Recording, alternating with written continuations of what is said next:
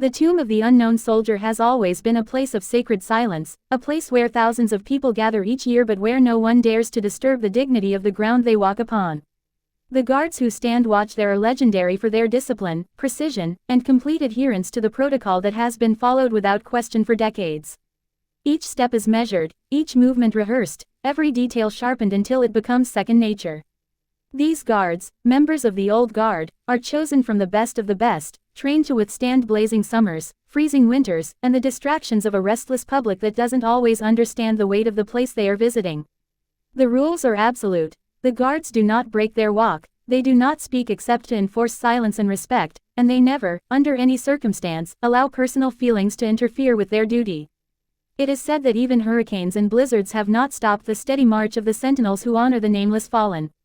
But on this day, among the hushed crowd gathered behind the rope, something unusual happened. A woman dressed in black stood clutching a folded flag to her chest. Her face was pale, her eyes swollen from grief, and though she tried to stand tall, the weight of her sorrow seemed to bend her body downward, as though every breath cost her more strength than she had to give. She was a grieving mother, and the folded flag she held was the last piece of her son, a young soldier who had given everything, yet whose body had never been returned to her. She whispered his name into her trembling hands, believing no one else could hear, but the tomb guard did. The guard's training told him to ignore the sounds, to focus on the rhythm of his steps, the clink of his weapon against his shoulder, the exact seconds between each turn. He had memorized the protocol: 21 steps, pause, turn, another 21 steps. Nothing was to interfere with that sacred pattern. Yet as he passed near the woman, his eyes caught a glimpse of her anguish. He saw the way her lips quivered as she clutched the flag tighter, as though she feared someone might take it from her. He saw the way her tears fell silently, soaking the fabric, each drop a story of a mother's love and unbearable loss. The crowd around her noticed too, and a silence deeper than usual fell over them. Normally, the crowd shifts, whispers, shuffles about, but now it seemed as though everyone had stopped breathing, their attention drawn to the mother and the soldier who marched before her. The guard's heart pounded in his chest. He knew the rules. He knew the eyes of his superiors were always watching, that cameras recorded every step, that history itself demanded perfection from him. But in that moment, he was no longer just a sentinel of the tomb. He was a soldier, a son, and a human being. And something inside him whispered that duty sometimes means more than following orders, it means honoring the very reason those orders exist. When he reached the point where he would normally turn and march back, he did something that left the entire crowd stunned into absolute stillness. He stopped. His polished shoes, normally striking the ground with unwavering rhythm, froze. His hand tightened on the weapon, his chest rose with a sharp inhale, and then, breaking all protocol, he turned toward the grieving mother. The silence in the air grew heavy, charged with the unspoken realization that something extraordinary was happening. The guard took a step off the mat, something that was almost never done. He crossed the invisible barrier that separated the soldiers from the spectators.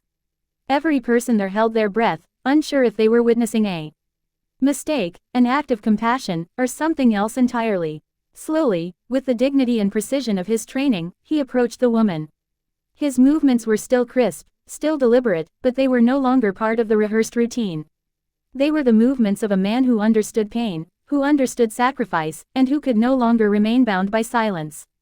The woman looked up, startled, unsure whether she had done something wrong, but as she met the guard's eyes, she saw not judgment, not reprimand, but a reflection of her grief.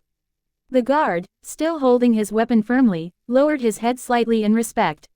He bent forward just enough to speak softly to her, words that none of the onlookers could hear, but everyone understood were meant only for her. It was the first time many of them had ever heard a tomb guard break silence during his watch, and the gravity of that moment pressed on every heart present. The woman's tears flowed freely now, but there was something new in her expression, something between sorrow and gratitude.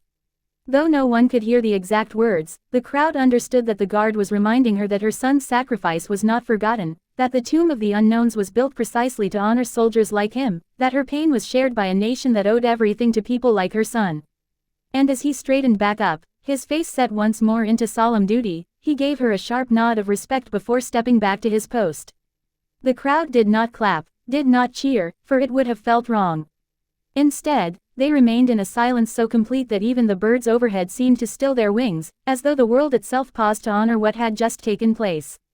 When the guard resumed his walk, the pattern was the same, 21 steps, pause, turn, but the air around the tomb felt different now. The silence carried with it a weight, a reverence that was no longer routine but deeply personal. The grieving mother remained clutching the folded flag, but her shoulders seemed lighter, her posture straighter. She had been seen, not as a distraction or a violation of protocol, but as a mother who had given her only son for freedom.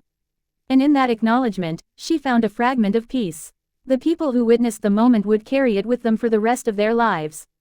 They would tell others that they saw a tomb guard, bound by the strictest of rules, break protocol not in weakness but in strength, not in defiance but in honor. It was a reminder that behind the uniforms, behind the unyielding discipline, there are men and women who feel deeply, who understand the cost of every life laid down for their country. And so, as the guard continued his endless march, the crowd did not return to chatter or distraction. They remained quiet, their silence not out of obligation but out of respect, each person silently promising to remember the sacrifice, the mother, the son, and the guard who dared to break protocol so that honor could speak louder than rules.